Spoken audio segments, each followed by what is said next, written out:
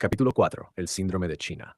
Alemania experimentó un renacimiento económico entre 2005 y 2020, pero para entender por qué necesitamos adentrarnos en la dura sala de máquinas del neomercantilismo, el taller industrial, y analizar el papel de China en el auge.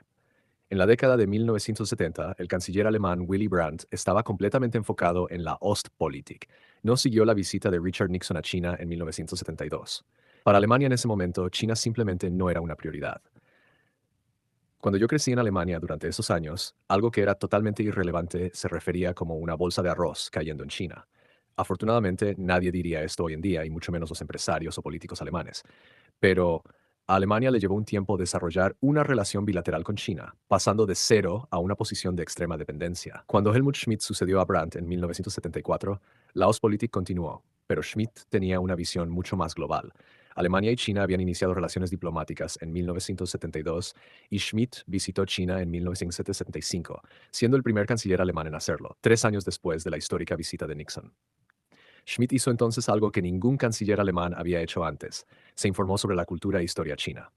Esa era su forma de diplomacia: intentar entender a sus contrapartes en su contexto histórico, político y económico.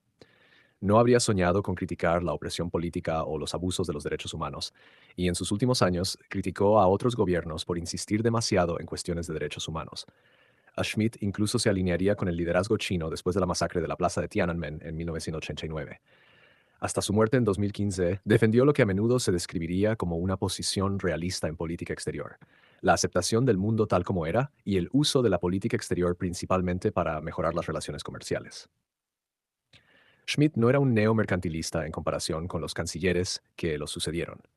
La década de 1970 fue un periodo con problemas diferentes: inflación, inestabilidad de las monedas globales después del colapso de Bretton Woods, y en Alemania, el terrorismo de la fracción del Ejército Rojo que culminó en 1977. Los sucesores de Schmidt siguieron todo su enfoque realista en política exterior. Gerhard Schröder a menudo llamaba a Schmidt para buscar su consejo. Los dos hombres tenían una buena relación. Durante esa década, la CDU y la CSU estaban en la oposición en Berlín, pero sin embargo, sus primeros ministros estatales comenzaron a forjar sus propias relaciones con China. Los dos principales partidos entraron en una competencia diplomática que ha continuado hasta muy recientemente. Baviera, bajo el liderazgo del presidente de la CSU, Franz Josef Strauss, desarrolló efectivamente su propia política exterior con respecto a China en la década de 1980. El Ministerio de Asuntos Exteriores alemán, dirigido por Hans-Dietrich Genscher, se opuso a la ostentación bávara, sin éxito.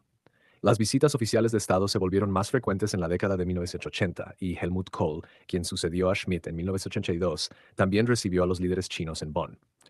Kohl viajó a China con grandes delegaciones en 1984 y 1987 y pudo sellar la primera gran empresa conjunta en China tras 5 años de arduas negociaciones. Volkswagen obtuvo permiso para construir una planta en Shanghái para producir un automóvil de la marca Santana. Fue un primer paso en lo que se convertiría en mayor mercado de Volkswagen. También fue el punto de partida del enfoque prioritario de los negocios en la política exterior alemana, que perduró hasta las elecciones de 2021. Fue el inicio del neomercantilismo. La masacre de la plaza de Tiananmen en 1989 marcó el inicio de un cambio en las actitudes occidentales hacia China. Sin embargo, los gobiernos alemanes fueron en gran medida inmunes a la indignación. No obstante, la postura pro-China de Schmidt no pareció prevalecer. El Bundestag, al igual que otros parlamentos, impuso sanciones económicas contra China en 1990. La medida más dolorosa fue la eliminación de las garantías de crédito a la exportación, otorgadas por el gobierno alemán a las empresas a través de un servicio de seguros, que en Alemania se conoce como Hermes. Esta garantía de crédito estatal constituye un instrumento importante en la caja de herramientas financieras del modelo neomercantilista. El gobierno alemán esencialmente financiaba el riesgo del país para permitir que las empresas se centraran completamente en los negocios. Este tipo de seguro tiene sus desventajas, porque fomenta un pensamiento apolítico entre las empresas, algo que se ha convertido en un gran problema en los años más recientes.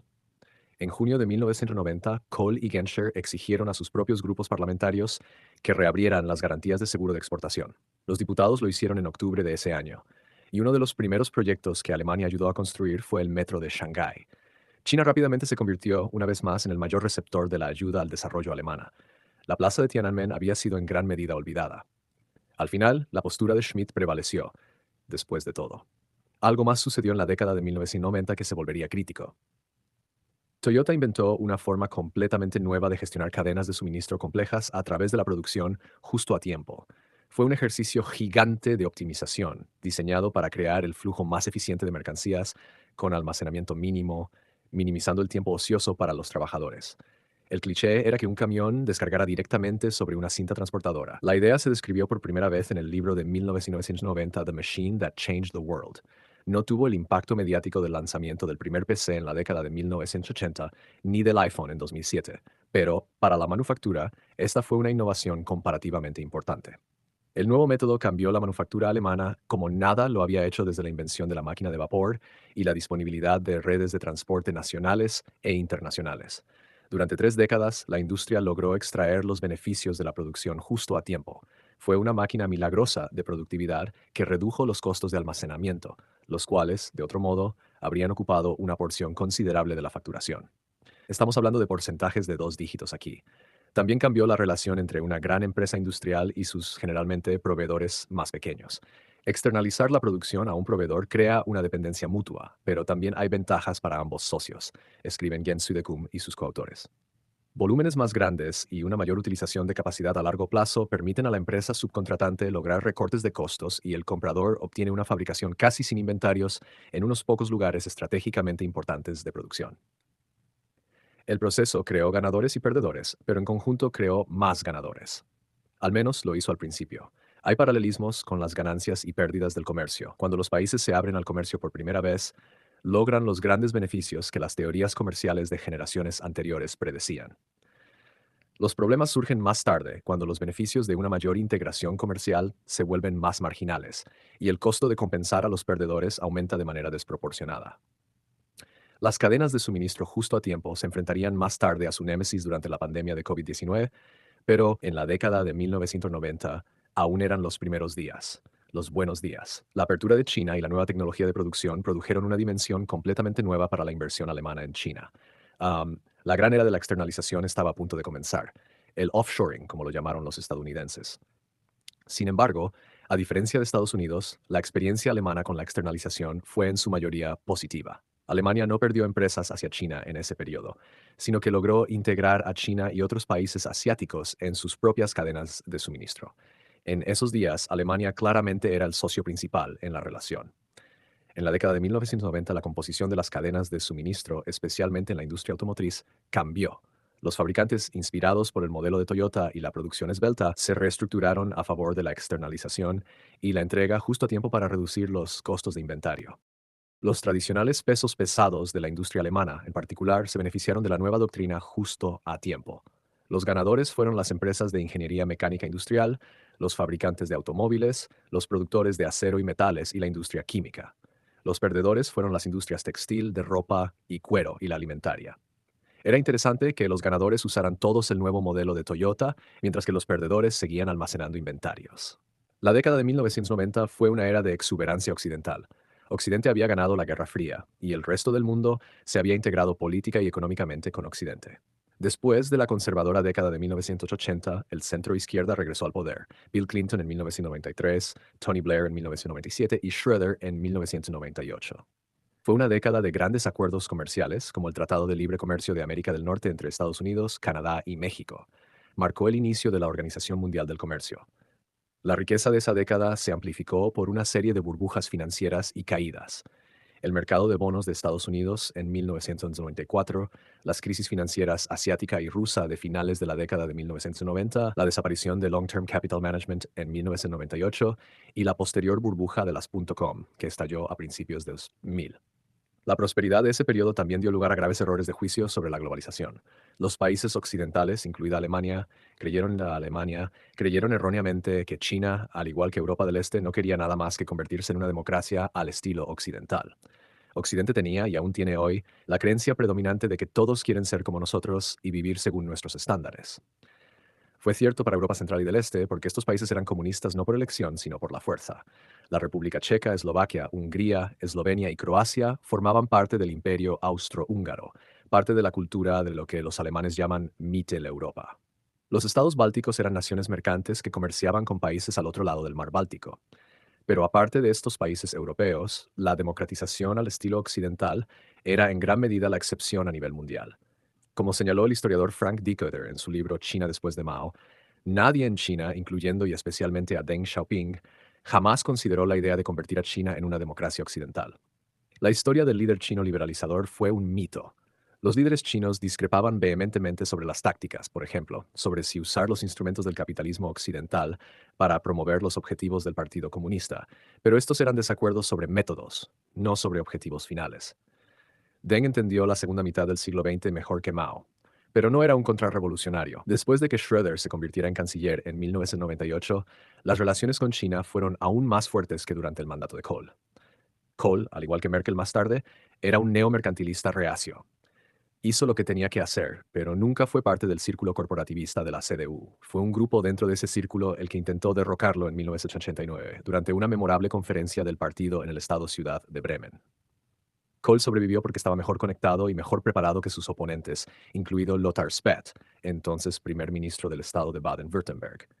Schröder, en cambio, era un turbo mercantilista. Al igual que Schmidt antes que él, le importaba un comino los derechos humanos. Schröder dijo de manera tajante que los derechos humanos no tenían cabida en la política exterior. Visitó China 6 veces durante su cancillerato, siempre con grandes delegaciones empresariales. También defendió a China en foros internacionales. El estilo de Angela Merkel era diferente. Ciertamente no desestimaría los derechos humanos con la misma crudeza que Schröder, pero tampoco pondría énfasis en ellos. Su periodo en el cargo coincidió con la transición económica sin precedentes de China. Fue en este momento cuando el neomercantilismo alemán despegó como nunca antes. La característica esencial de la relación entre Alemania y China era la interacción entre el mundo de la política y el de los negocios, y entre estos dos mundos se encontraban los lobistas, muchos de ellos ex políticos.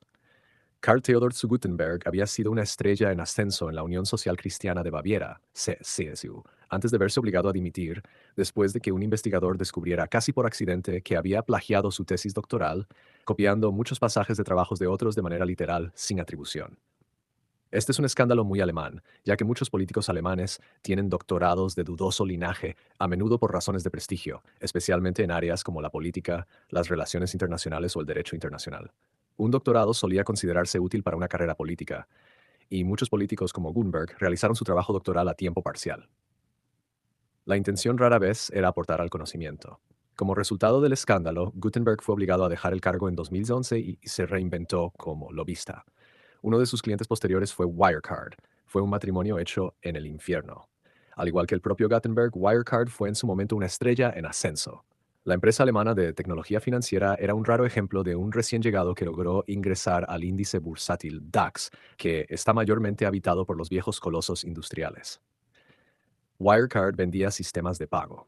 En junio de 2020 declaró que habían desaparecido 2.000 millones de euros de dinero de clientes, al igual que su director ejecutivo. Fue el caso de fraude corporativo más espectacular de la Alemania moderna, la versión alemana de Enron. Solo un año antes, Gutenberg había intervenido en nombre de su cliente sospechoso y lo había hecho directamente a través de Merkel. El siguiente pasaje, publicado en el sitio web Fragdenstadt, es el resultado de una solicitud de información pública. Gutenberg le pidió a Merkel que intercediera por Wirecard ante la cúpula china para la adquisición de una licencia de pagos mediante la compra de una empresa china. Gutenberg defendió esto como un estímulo importante para profundizar aún más las relaciones financieras y económicas entre Alemania y China. 5 días después, Lars Hendrik Röller, el asesor económico de Merkel, le respondió a Gutenberg: "El tema ha sido planteado por la jefa Actado. Por favor, manténme informado. Yo también seguiré respaldando esto". La década de 2010 fue la década del lobista de China. Otro famoso fue el ex líder del Partido Socialdemócrata de Alemania, SPD, y ministro de Defensa, Rudolf Scharping. Se descubrió que había recibido dinero por hacer una presentación pagada por una empresa de relaciones públicas en nombre de un contratista de defensa. Scharping nunca logró aclarar si ya era ministro de Defensa cuando se realizaron esos pagos. Fue obligado a dejar el cargo como resultado del escándalo y se convirtió en lobista de China. Fundó una consultoría para ayudar a las empresas alemanas a abrir mercados en China y viceversa. Actúa como un abridor de puertas político debido a sus contactos y conexiones con políticos de ambos países. Una vez, cuando se le preguntó sobre los abusos de derechos humanos en China contra los uigures, Scharping dijo: "Todos los cancilleres, todos los gobiernos federales desde Helmut Schmidt han hecho esto. Tenemos que salir de la supuesta lógica de las sanciones, sí, hacia una política más visionaria con resultados prácticos". Durante mucho tiempo, sus puntos de vista pro-China fueron muy convencionales. Incluso cuando el gobierno actual adoptó políticas más restrictivas hacia China, Scharping continuó promoviendo los estrechos lazos con China en temas que iban desde las cadenas de suministro y acuerdos comerciales hasta el cambio climático. Pero Sharping va mucho más allá que simplemente abogar por una política exterior realista. También está vehementemente en contra de la idea de desriesgo. Es interesante que China misma sea el desriesgo por excelencia. El resto del mundo depende mucho más de China de lo que China depende del resto del mundo. La seguridad de las cadenas de suministro siempre ha sido de suma importancia para el presidente Xi Jinping. Una razón por la cual los alemanes y los chinos se llevan tan bien en los negocios es que ambos son mercantilistas industriales. Pero los alemanes como Sharping han estado mucho más enfocados en los negocios, mientras que algunos de sus contrapartes chinas jugaban un juego más grande. La falta de pensamiento geopolítico es una característica muy común entre las élites políticas alemanas, porque externalizan todas las nociones de riesgo político. Las exportaciones están completamente aseguradas por el esquema de crédito a la exportación Hermes administrado por el gobierno, y la Organización del Tratado del Atlántico Norte, OTAN, se encarga del resto. ¿Por qué molestarse? Mientras el gobierno continúe ayudando a allanar el camino para contratos lucrativos, todo está bien. Gutenberg y Sharping son solo la punta del iceberg. El periódico Tagesspiegel descubrió toda una red de lobistas alemanes de China. Otro ejemplo bien conocido es Hans-Peter Friedrich, un político de la CSU y exministro del Interior de Alemania. Estaba activo en dos asociaciones que mantienen vínculos estrechos con China y las empresas chinas, China Brücke, que significa puente hacia China, y el Comité de Relaciones Germano-Chinas. Solo declaró esta última posición cuando ya no la ocupaba. Debido a su presidencia de China Brücke, Friedrich tuvo que registrar un interés en el registro de lobbies del Bundestag. La decisión de Schröder de trabajar para Vladimir Putin y el consorcio Nord Stream 2 no fue tan excepcional. Era, y sigue siendo, común que los altos ministros del gobierno se conviertan en lobistas políticos después de que termine su carrera. ¿Qué pasa con Olaf Scholz? Como hemos visto, Scholz no era miembro del colectivo pro-Putin, incluía a la mayoría de los líderes del SPD, pero estaba en el club de China, justo en el centro. Los chinos cultivaron a Scholz desde temprano. Como alcalde de Hamburgo, Scholz era técnicamente un primer ministro estatal, porque Hamburgo es tanto una ciudad como un estado. Al igual que los primeros ministros de los estados más grandes, Scholz realizó visitas a China cuando era alcalde, llevando consigo a empresarios locales, comenzando poco después de su elección con un viaje a Pekín y Shanghái. Los chinos prestaron a Scholz mucha más atención de la que normalmente recibiría el alcalde de un pequeño estado-ciudad. Scholz se reunió con un viceprimer ministro, el viceministro de Exteriores, así como con el jefe del Departamento Internacional del Comité Central del Partido Comunista. Un periodista opinó en ese momento que los chinos veían en Scholz a un posible futuro canciller. Se sabe que China cultiva relaciones con políticos regionales que pueden avanzar sus intereses. Scholz actualmente lidera una coalición gubernamental de socios predominantemente escépticos de China, especialmente los verdes, una fuente de conflicto. Los líderes más importantes de los verdes en el gobierno, Robert Habeck, el ministro de Economía, y Annalena Baerbock, la ministra de Exteriores, son ambos halcones de China. Habeck quería bloquear una inversión china en una terminal del puerto de Hamburgo. Scholz quería que la venta siguiera adelante. Scholz prevaleció en este conflicto en un compromiso que limitó la inversión china a menos del 25%. Pero, para entonces, ya soplaban vientos de cambio.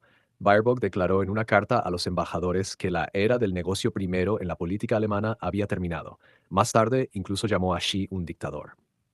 Esta es la primera vez que recuerdo que ministros senior en el gobierno alemán se enfrentan directamente al lobby industrial. Estoy de acuerdo con Baerbock en que la política exterior no debe estar subordinada a los intereses de los negocios, pero también creo que se pasó de la raya cuando ofendió personalmente a un líder extranjero. En diplomacia es esencial mantener abiertos los canales de comunicación y abstenerse de los ataques personales, pero tenía razón, en esencia. El modelo alemán constituía una negación de la geopolítica en la era de la geopolítica. El propio Scholz dio un nombre a esto: Zeitenwende, o cambio de era. Es lo único memorable que ha hecho hasta ahora. Se refería a la reubicación de Alemania desde el papel de espectador geopolítico, que hacía negocios con todos, hacia un firme ancla en la Alianza Occidental, un cambio en la diplomacia alemana, alejándose tanto de Rusia como de China. Pero no tardó mucho en hacer un giro de 180 grados respecto a su giro. En abril de 2024 volvió a su antigua posición pro-China sin críticas. Scholz estaba desesperado por mejorar la cooperación con China e incluso aprovechó la oportunidad para criticar las tarifas planeadas por la Comisión Europea sobre los coches eléctricos chinos. Scholz dijo que la Unión Europea (UE) debería actuar desde una posición de competitividad confiada, en lugar de motivaciones proteccionistas, como él mismo lo expresó. Es raro y asombroso que un líder de la Unión Europea critique la política de la Unión Europea mientras está en el extranjero. Pero no estamos viviendo tiempos normales. Lo que está claro es que Scholz está rompiendo con la posición escéptica de China liderada por Estados Unidos. Después de toda la disrupción geopolítica de la actual década, ahora hay un claro anhelo de regresar a los viejos buenos tiempos. Pero los tiempos han cambiado. China no es el mismo país que era cuando Scholz viajó allí por primera vez. Hoy en día son los chinos quienes son los socios principales en la relación. En el estilo clásico neomercantilista, Scholz siempre llevaba consigo algunos empresarios cuando iba a China. En 2012, cuando era alcalde de Hamburgo, llevó consigo a 12 empresarios en su avión, pero curiosamente no hubo una avalancha de empresarios ansiosos por unirse al canciller. Cuando Merkel viajó a China, atrajo a algunos más miembros de la comunidad empresarial. Una solicitud de libertad de información reveló que estuvo acompañada por 18 empresarios durante su visita en 2015. La necesidad de solicitudes de libertad de información es típica del sistema neomercantilista. El gobierno alemán no libera voluntariamente esta información, lo que revela un sistema de clientelismo anticuado. Merkel ayuda con contratos comerciales, las empresas la ayudan a ella. El neomercantilismo es donde la política se encuentra con los negocios a puerta cerrada, en lo que solían ser habitaciones llenas de humo. El mismo secreto acompañó las relaciones Alemania-Rusia. Tras la invasión de Ucrania por parte de Putin, Frank Walter Steinmeier y Sigmar Gabriel se negaron a liberar sus notas de años anteriores bajo el argumento de que no era de interés público. Aparte de los cancilleres y los lobistas, existe toda una industria de turismo de relaciones diplomáticas a todos los niveles. Secretarios de Estado viajando a China con algunos empresarios, alcaldes, primeros ministros estatales. Hoy en día, los estados tienen sus propias corporaciones de China. NRW Global Business, la Sociedad de Cooperación Económica Internacional de Baden-Württemberg, la Agencia de Desarrollo Económico de Brandeburgo y mi favorita, Bayern International, que no es un club de fútbol. El estado más grande es Renania del Norte-Westfalia, que sería un país de tamaño medio si fuera miembro de la Unión Europea, y NRW Global Business es proporcionalmente grande. En 2010 atrajo a las empresas para que pusieran su nombre en el siguiente mensaje. La delegación está acompañada por representantes del Ministerio de Economía de Renania del Norte-Westfalia, lo que le da un estatus especial. La función de apertura de puertas de la acompañante política, que ya ha sido probada muchas veces, también contribuirá al éxito del viaje a China. Los contactos políticos de larga data entre Renania del Norte-Westfalia y el Reino Medio también beneficiarán a las empresas y facilitarán su entrada en el mercado chino. Un récord fue establecido por el primer ministro de Baden-Württemberg, Wilfried Kretschmann, quien viajó a China con una delegación de 120 empresarios en 2015. Cabe destacar que esta delegación fue mucho más grande que la de la canciller alemana Angela Merkel en el mismo mes, sin contar las 12 tristes figuras que acompañaron a Scholz en 2022. Kretschmann también llevó consigo a 5 ministros y visitaron el sitio chino de Taikang, hogar de 230 empresas de su estado. Todos los estados están involucrados, ya sea dirigidos por la izquierda o la derecha.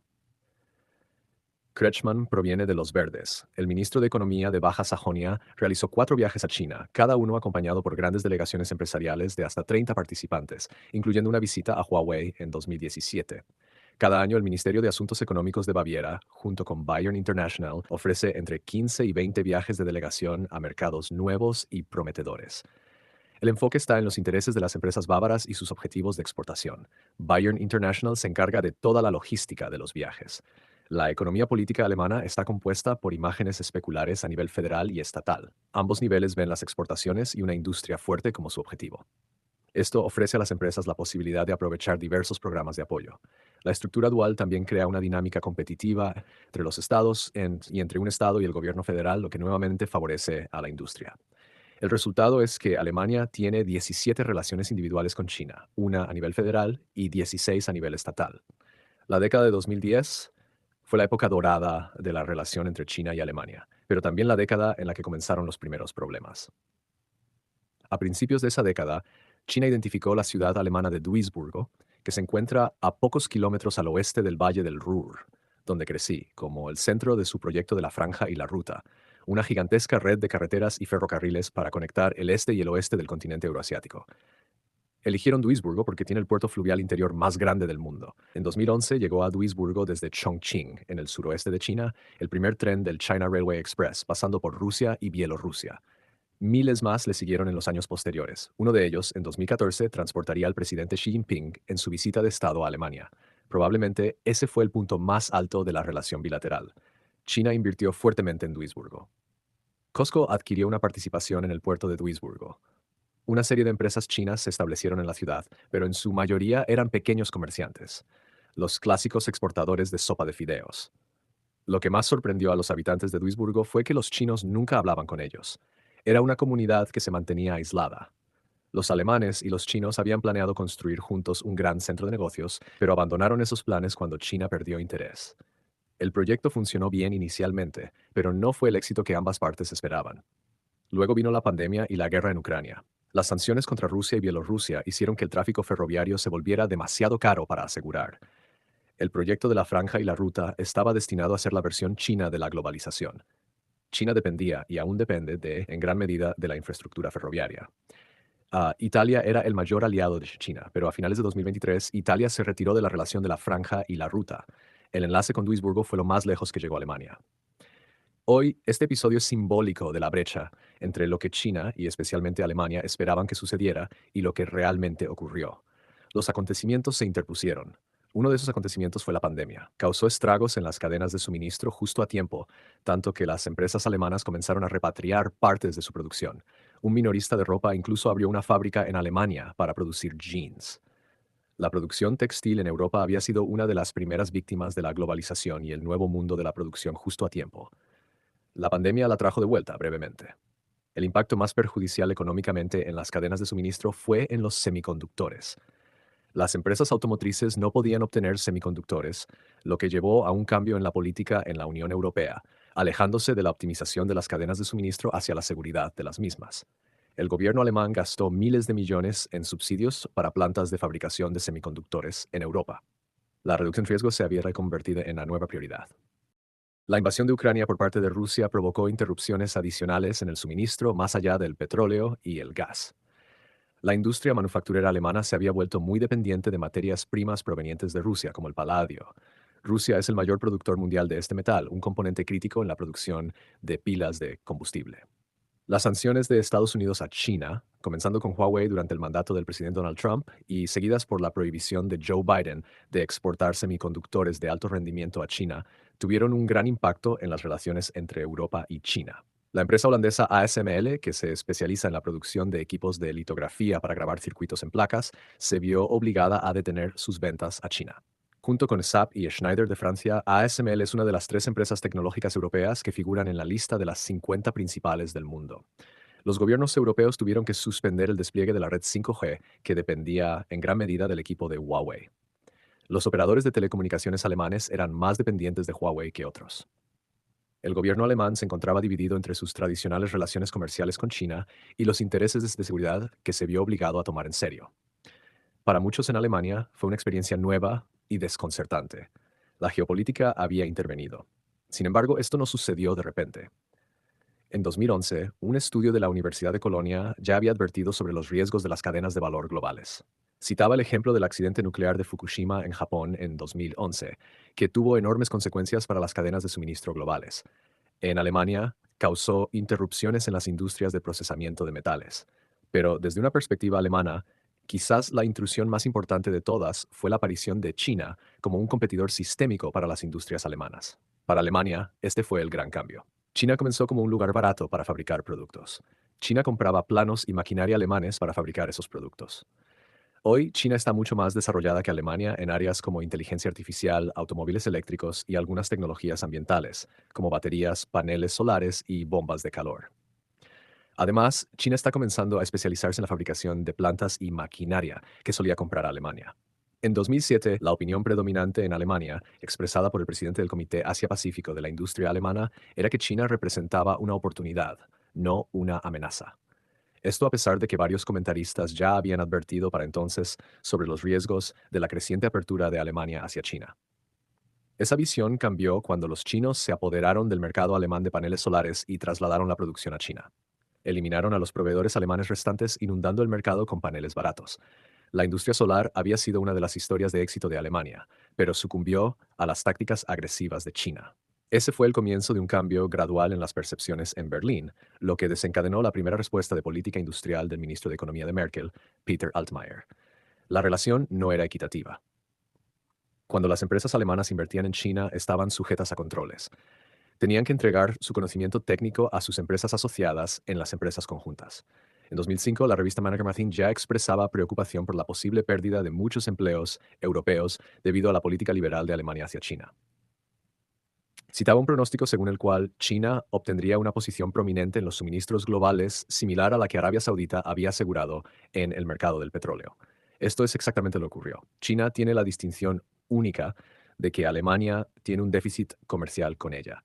China es el mayor exportador hacia Alemania con un volumen de 192 mil millones de euros, pero solo ocupa el cuarto lugar como destino de exportaciones, con un valor total de bienes alemanes de alrededor de 107 mil millones de euros.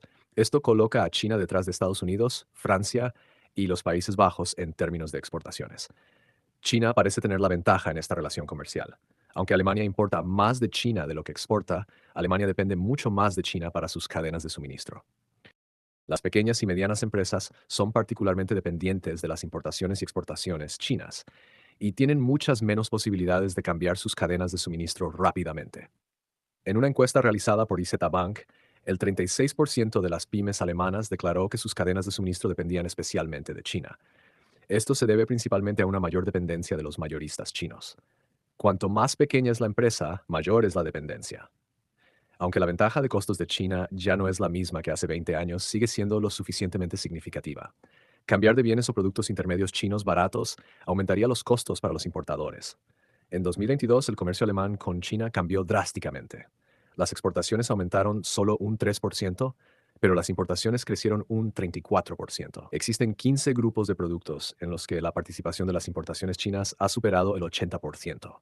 En total, ahora hay 36 grupos de productos donde la participación china es del 80% o más y 86 grupos donde supera el 70%. A pesar de los informes que afirman que la dependencia de China no es tan pronunciada como a menudo se piensa, este análisis presenta una imagen bastante diferente. Parece que China controla puntos críticos importantes para las importaciones alemanas, con sectores como la electrónica, tierras raras, imanes, baterías y productos químicos particularmente afectados. Podemos extraer conclusiones similares aquí a las que se discuten en la interdependencia con Rusia. Alemania se ha vuelto progresivamente más dependiente de China, mientras que China se ha vuelto progresivamente menos dependiente. Ha sido política de gobiernos chinos sucesivos reducir su dependencia relativa de materias primas críticas del resto del mundo. Esto no ha sido una prioridad para los alemanes, que se han centrado principalmente en maximizar las oportunidades de negocio. Las cosas empeoraron para Alemania en los primeros 3 meses de 2023, con una caída del 12% en las importaciones debido a problemas con las exportaciones de automóviles. Los fabricantes de automóviles alemanes están teniendo dificultades en los mercados chinos, que no hace mucho dominaban. Desde entonces, China ha superado a Alemania y Japón como el mayor exportador de automóviles del mundo. Hoy en día, Alemania depende de China para una amplia gama de bienes. El 80% de los ordenadores portátiles y el 70% de los teléfonos móviles se importan de China. Las mayores dependencias se encuentran en las tierras raras, de las cuales el 98% del suministro de Alemania proviene de China, y en los sistemas fotovoltaicos y paneles solares, de los cuales el 87% procede de China. Sin embargo, en lugar de reducir la dependencia, las empresas alemanas se están quedando.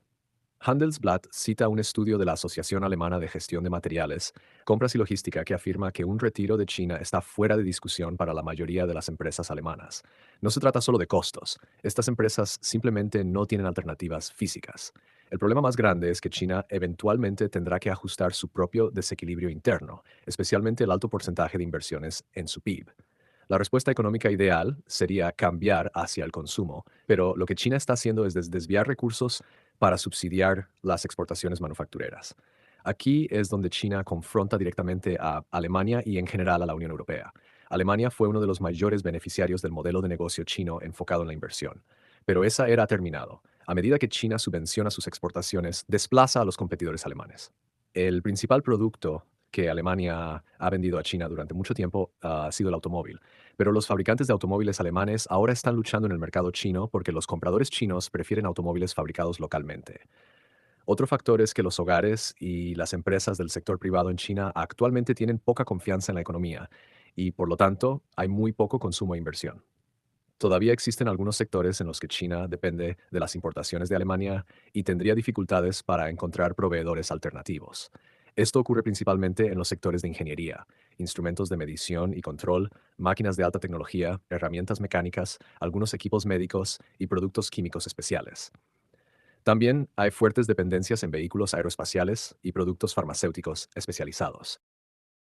China intensificó sus inversiones en la primera parte de la última década, En 2016 se registraron un récord de 309 adquisiciones por un total de 86.000 millones de euros. En 2022 esa cifra cayó a 4.000 millones de euros. De ese monto, la participación alemana fue de solo 290 millones de dólares. La pandemia fue claramente un factor, pero las crecientes tensiones geopolíticas garantizaron que no se recuperara el impulso previo a la pandemia. Un hito importante fue la adquisición de la empresa alemana de robótica KUKA por parte de China en 2016. Esto encendió las alarmas entre los políticos alemanes, ya que KUKA es líder del mercado en manufactura inteligente de la industria 4.0. Usando política industrial, Sigmar Gabriel, entonces ministro de Economía, intentó que otras empresas alemanas intervinieran, haciendo consultas para verificar si Siemens o Bosch estarían interesadas. Sin embargo, ambas lo rechazaron. Aquí radica el dilema fundamental de Alemania. Alemania necesita que China crezca y compre productos alemanes. Al mismo tiempo, China no debe tener demasiado éxito y competir con Alemania. Esto está sucediendo ahora en el sector automotriz. Ya ocurrió en los paneles solares y la robótica. Pero el mayor problema es que China se está afirmando cada vez más en los mercados locales de Alemania. Es el primer país que ha logrado desafiar a los alemanes en algunas de sus áreas clave. Un estudio del Instituto Económico Alemán en Colonia muestra que la cuota de mercado de las exportaciones chinas de maquinaria y automóviles hacia la Unión Europea ha aumentado del 2.5% en 2000 al 13% en 2022, acompañado de una reducción en la participación de Alemania, que bajó del 17.7% al 15.5%. En el caso de los automóviles eléctricos, la situación es aún más dramática. La cuota de mercado europea para los automóviles chinos era casi nula en 2020, pero subió al 8% en 2023, y la Comisión Europea estima que aumentará aún más, al 15% para 2025. Ahora, la Comisión planea imponer aranceles punitivos a los fabricantes de automóviles chinos debido a subsidios desleales. Desde la perspectiva alemana, estos aranceles son un arma de doble filo. Los chinos, sin duda, tomarán represalias contra los fabricantes europeos en China, lo que afectará principalmente a las empresas alemanas que están extremadamente expuestas en ese mercado. Los aranceles pueden proteger industrias, pero no pueden convertir una industria poco exitosa en una exitosa. Una guerra comercial sería un desastre para la industria automotriz europea en el futuro. Sustancialmente, la Comisión tiene razón al señalar que las empresas chinas se benefician de un apoyo gubernamental a una escala mucho mayor que las empresas europeas. Ese es el precio que China pagó para establecerse en un nuevo mercado, un mercado que las empresas europeas descuidaron de manera imprudente. Sin embargo, no es que los europeos nunca subsidien a nadie. Esto nos deja con una pregunta importante. ¿Está Alemania siendo superada por un rival que utiliza una versión potenciada del mismo sistema neomercantilista? Es evidente que el superávit comercial de un país debe ser compensado por el déficit comercial de otro. Si tu modelo de negocio se basa en tener un superávit, dependes de cómplices dispuestos en otros lugares que estén felices de absorberlo. Por suerte para Alemania, tales cómplices existen. Estados Unidos es el mayor absorbente de superávits globales. En Europa, el Reino Unido ha desempeñado un papel similar. Pero la capacidad de déficit comercial en los países de la zona euro, especialmente después de la crisis de deuda de la última década, se ha reducido mucho en la actualidad. La fragmentación geopolítica también está dificultando que Alemania encuentre víctimas dispuestas. Si una superpotencia económica entra en este juego, resulta mucho más difícil mantener los desequilibrios. China ha estado operando superávits como parte de su estrategia económica. Eso en sí mismo no es un problema para Alemania, siempre y cuando esos superávits se mantengan con otros países. Pero, cada vez más, este ya no es el caso. El neomercantilismo alemán ha encontrado su contrapartida, y lo que viene a continuación es la reacción en contra. La última gran iniciativa de política exterior de Angela Merkel fue el Acuerdo Integral de Inversiones, CAI por sus siglas en inglés, entre la Unión Europea y China. Fue emblemático de la política comercial impulsada por Alemania que intentó implementar a nivel europeo, pero esta vez hubo resistencia. Alemania fue duramente criticada por ignorar a otros países de la Unión Europea. Esto era algo que Alemania hacía con frecuencia. Una fuerte presión del gobierno de Merkel logró que el acuerdo se aprobara en las etapas finales de la presidencia alemana de la Unión Europea, pero países como Italia, Bélgica, Polonia y España se sintieron marginados e ignorados. La industria alemana, que invierte fuertemente en China, estaba particularmente interesada en el acuerdo con la esperanza de que creara igualdad de condiciones, facilitara el acceso al mercado y proporcionara mayor estabilidad para las inversiones. El acuerdo llegó un año después de que China reprimiera violentamente las protestas en Hong Kong y en un momento en que los abusos a los derechos humanos contra los uigures y otros grupos minoritarios en Xinjiang estaban en el centro de atención de los medios en Europa. Los críticos vieron el acuerdo como un respaldo tácito al enfoque de negocios como siempre tan favorecido por la industria alemana. Otro problema era que China no hizo concesiones sobre el trabajo esclavo ni sobre la protección de las inversiones. La industria alemana presionó fuertemente a favor del acuerdo, incluso a través del Comité Asia-Pacífico, que, de manera inusual, reconoció públicamente que la situación política en China se estaba moviendo hacia un mayor control político y autoritarismo. Esto pone a la industria alemana en un dilema. Acuerdos como el CAI no mejorarían mucho las condiciones, potencialmente haciendo que las empresas sean más dependientes sin obtener concesiones importantes de China. Pero la alternativa sería un deterioro de las relaciones, lo que pone en riesgo las inversiones y el acceso al mercado. La industria automotriz, como era de esperarse, también acogió el acuerdo como algo positivo para la manufactura alemana. El presidente de la Asociación Automotriz abogó por una ratificación lo antes posible. Lo mismo hizo la industria química, que ha realizado enormes inversiones en China. Pero curiosamente, Alemania ya no hablaba con una sola voz sobre este tema. Comenzaron a surgir voces críticas. En la 17ª Conferencia Asia-Pacífico de Negocios Alemanes, en 2022, los mayores inversores en China, entre las empresas alemanas BASF, Budui, Mercedes, BMW y Siemens, se quejaron de que no estaban suficientemente representados por la Federación de la Industria Alemana, que adoptó una postura claramente más crítica hacia China. Sin embargo, fue el Parlamento Europeo quien finalmente mató el acuerdo, o más bien lo congeló, lo que equivalió a lo mismo. En respuesta a las sanciones de la Unión Europea contra China por la persecución de los uigures, China respondió con su propio programa de sanciones, algunas de las cuales apuntaron específicamente a un grupo de eurodiputados. En respuesta, el Parlamento Europeo votó para suspender cualquier discusión sobre el CAI hasta que se levantaran las sanciones chinas. Este es un claro ejemplo de un punto de inflexión que encarna los cambios en las mareas geopolíticas, pues el fin de la era Merkel coincidió con la llegada de relaciones exteriores más firmes hacia China, tanto a nivel de la Unión Europea como en Alemania. El rechazo de una de sus últimas acciones, un intento de aprobar una política exterior favorable a la industria a nivel de la Unión Europea, es un símbolo poderoso de la intrusión de la geopolítica en el modelo alemán. Merkel ha dicho que sabía que su tiempo había terminado cuando no logró que se aprobaran sus grandes iniciativas de política exterior. Esta fue una de ellas. El fracaso del Acuerdo Integral de Inversiones, CAI por sus siglas en inglés, claramente tampoco fue del interés de los chinos, quienes calcularon mal al imponer sanciones a los eurodiputados que habían sido abiertamente críticos con su país. El problema es que China reacciona de manera irracional ante cualquier crítica pública, especialmente en lo que respecta a sus estándares de derechos humanos. Cuando una China hipersensible se encuentra con una Europa llena de su propia virtud, en medio de un deterioro geopolítico en evolución, no sorprende que la relación bilateral se haya enfriado. La industria alemana es tan culpable de su situación como el gobierno.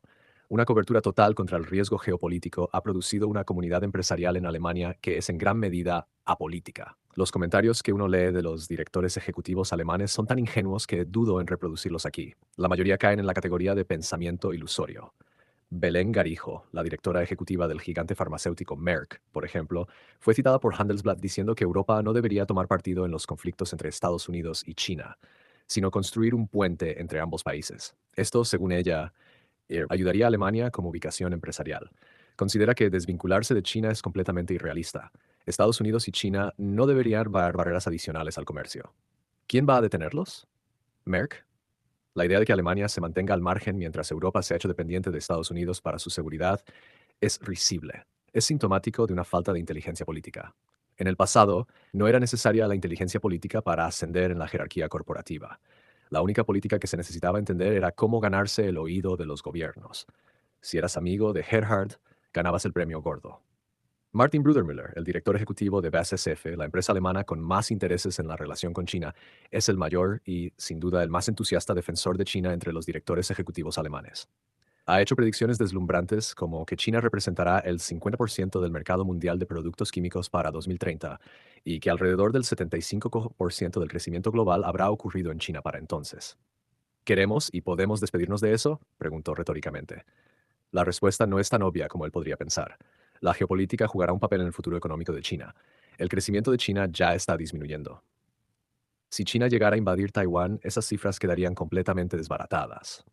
El escenario de Brudermüller supone un regreso a la globalización, pero no es el más realista. El historiador económico Adam Tooze ofreció una definición concisa del problema al que se enfrenta Alemania. El país está atrapado en un modelo de negocio del siglo XX, dijo en una entrevista con el Süddeutsche Zeitung. En sociología esto se llama incertidumbre ontológica. Alemania históricamente se ha definido en gran medida a través de nociones de trabajo productivo nacional, el Wertarbeit alemán, Esto ha sido así desde mediados del siglo XX, especialmente en la industria. No tiene sentido para muchas personas cómo se puede seguir manteniendo una sociedad en la que la mayoría no trabaja en producción. El Instituto Kiel para la Economía Mundial criticó la política de China del gobierno alemán por seguir subestimando la verdadera influencia de China en las cadenas de suministro globales, lo que hace que la diversificación sea más difícil. Como ejemplo, citaron la producción de coltán en la República Democrática del Congo, que tiene una participación del 75% en el mercado global. El coltán es una abreviatura de columbita tantalita, un mineral metálico que, después de ser procesado, puede almacenar una carga eléctrica. De las 19 empresas mineras de coltán en el país, 15 son chinas. Los chinos empezaron a pensar en la diversificación del riesgo mucho antes que nosotros. Cuando Olaf Scholz descubrió tardíamente la importancia de África para el futuro estratégico de Alemania, realizó una visita de 3 días que lo llevó a Nigeria y Ghana. Volvió sin un solo acuerdo o proyecto concreto, solo con muchas ideas para reflexionar, como señaló irónicamente un periodista. El tono en el debate alemán ha cambiado desde entonces. BASF continúa apostando firmemente por el mercado chino. En 2022, el 14% de sus ventas provinieron de China, en comparación con el 10% en Alemania. China es el mayor mercado nacional de productos químicos en el mundo. La empresa también realizó la mayor inversión de una compañía alemana en China, construyendo una nueva planta integrada con un costo superior a los 10.000 millones de euros. Es del tamaño de una ciudad entera. Este proyecto fue anunciado en 2018 cuando ya se sentía la tensión geopolítica. La estrategia dependiente de China de Bruder Müller ha generado críticas, incluso entre los inversores de BASF, quienes ven como un riesgo estar demasiado expuestos al mercado chino. Bruder Müller, el eterno optimista sobre China, admitió en febrero de 2023 que una invasión china de Taiwán podría llevar a una pérdida total de negocios en ese país, lo que demuestra que es consciente de los riesgos. Como informó Die Welt, el compromiso inquebrantable de Bruder Müller con China influyó en cómo solía tratar a los críticos internos. Saori Dubourg, miembro de la junta directiva de BASF, quien había votado en contra de la expansión en China, fue obligada a salir de la empresa 2 años antes de que finalizara su contrato. La declaración oficial fue que Dubourg dejaba la compañía en los mejores términos. Hoy en día, la disputa sobre China ya no es entre la izquierda política por un lado y las empresas por otro, con el gobierno apoyando a estas últimas. Ahora la disputa se da dentro de los gobiernos, en las juntas directivas y entre los accionistas. Ahora existe un argumento empresarial sólido para actuar con mucha más cautela, alejándose de la imprudencia con la que las empresas alemanas se han expuesto al mercado chino en el pasado. Hay paralelismos evidentes con los esfuerzos corporativos centrados en Rusia para mantener el modelo de exportación alemán a toda costa, incluida la estructura de asociaciones y grupos de presión que se han formado para defender los intereses corporativos en China e influir en la opinión política a favor de ese país. Esto no es una lección moral. No estoy criticando a las empresas por intentar buscar oportunidades de negocio. También evito deliberadamente la discusión sobre si y en qué medida la política exterior debería seguir los pasos de la diplomacia realista del siglo XX. Sin embargo, soy generalmente escéptico con respecto a imponer nuestros propios estándares y valores a otros, pero sí creo que debemos insistir en el cumplimiento del derecho internacional en nuestras políticas comerciales. El problema fundamental con el sistema neomercantilista alemán no tiene que ver con esto, más bien está relacionado con su falta de sostenibilidad. Simplemente no es un buen modelo de negocio. Mi argumento contra el neomercantilismo es principalmente una cuestión de gestión del riesgo político. No es una buena idea depender de industriales como Volkswagen con sus coches de combustibles fósiles o de BASF con su producción masiva de productos químicos para la prosperidad económica. Tampoco es buena idea depender del gas y el petróleo de Rusia, y ciertamente no es buena idea volverse dependiente de China, pero lamentablemente esto es lo que ha sucedido. Capítulo 5. Rompiendo el freno. Como en todos los países, los macroeconomistas alemanes discrepan entre sí sobre muchas cosas, pero casi todos coinciden en que Alemania es y debe seguir siendo una sociedad industrial. No importa si están a la izquierda o a la derecha del debate, si son keynesianos o neoclásicos, la mayoría apoya un modelo basado en la industria. Algunos también respaldan los superávits industriales de exportación como un objetivo explícito de política. Es erróneo pensar que lo segundo sería una consecuencia lógica de lo primero. Es posible que un país tenga una gran participación de la industria y, sin embargo, mantenga una cuenta corriente equilibrada. Alemania no es uno de esos países. El gran y persistente superávit de la cuenta corriente alemana, que alcanzó su punto máximo con más del 8% en la última parte de la última década, es la anomalía destacada de las estadísticas económicas alemanas. No hay nada particularmente extraño en el crecimiento económico de Alemania, ni en su tasa de empleo o desempleo. Alemania tiene una posición fiscal mejor que el promedio en comparación con otros países industriales. Pero lo que realmente resalta es el superávit de la cuenta corriente. Y sin embargo, en la mayoría de las discusiones sobre la macroeconomía alemana ni siquiera se menciona. Pocos economistas alemanes criticarían los superávits de exportación o, ni pensarlo, pedirían déficits fiscales para compensarlo.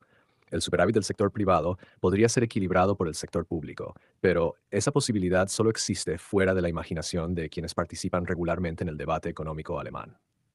Cuanto más a la izquierda se va en la política alemana, mayor es la adhesión al modelo industrial. Cuando la ex política del Partido de la Izquierda, Sarah Wagenknecht, se separó para crear su nuevo partido a principios de 2024, pidió la restauración de los suministros de gas desde Rusia bajo el argumento de que Alemania es una sociedad industrial. La producción industrial es nuestra ventaja competitiva. Esta ventaja no puede mantenerse sin suministros de gas barato. Si la izquierda habla así, ¿quién necesita a la derecha? Si se profundiza en la extrema derecha, se escucha lo mismo. El Partido Alternativa para Alemania tiene sus bastiones en las antiguas ciudades industriales del este de Alemania, donde la desindustrialización comenzó hace mucho tiempo.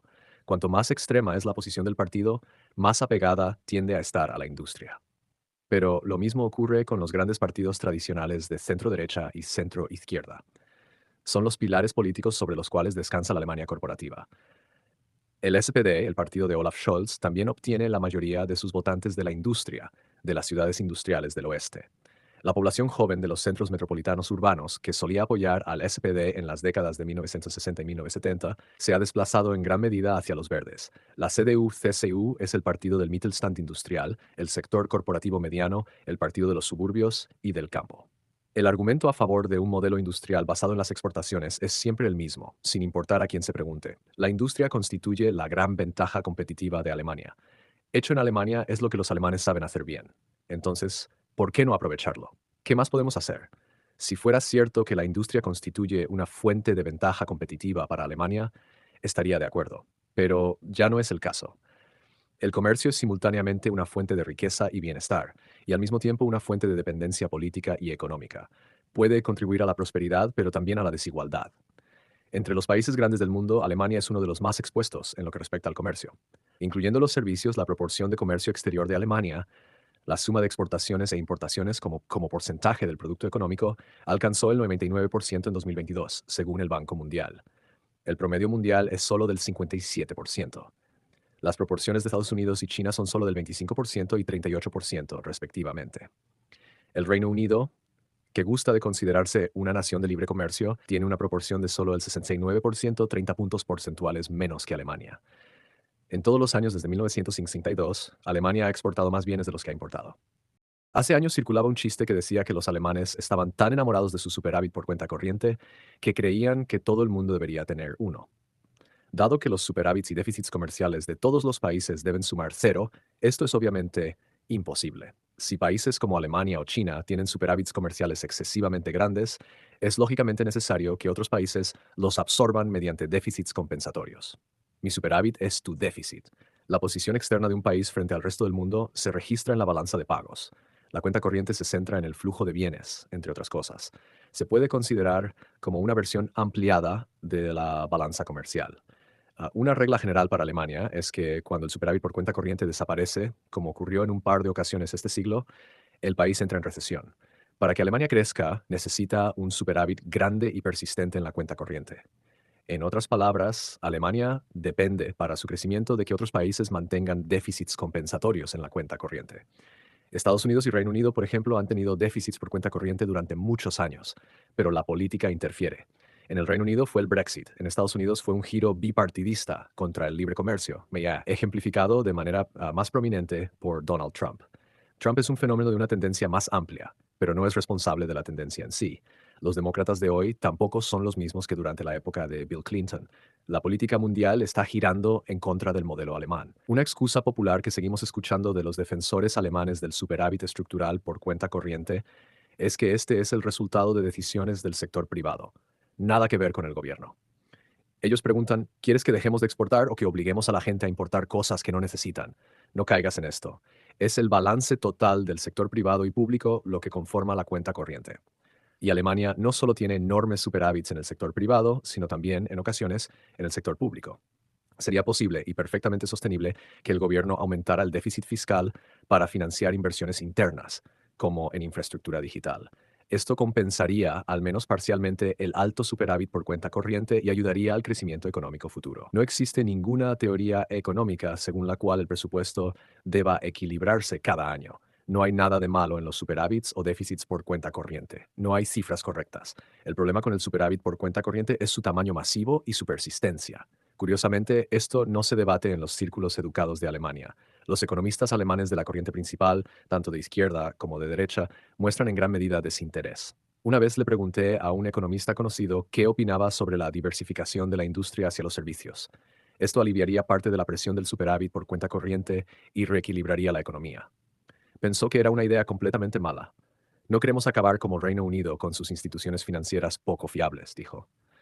El desprecio del establishment alemán por los servicios y su falta de comprensión de lo que son es muy revelador. Para ellos, la industria de servicios son banqueros y prostitutas. La llaman el sector terciario. Así como hay poco debate abierto entre los economistas sobre el enfoque industrial alemán, los medios también son cómplices en nutrir las narrativas existentes. A menudo, en los medios alemanes, el alto superávit por cuenta corriente se retrata como un éxito.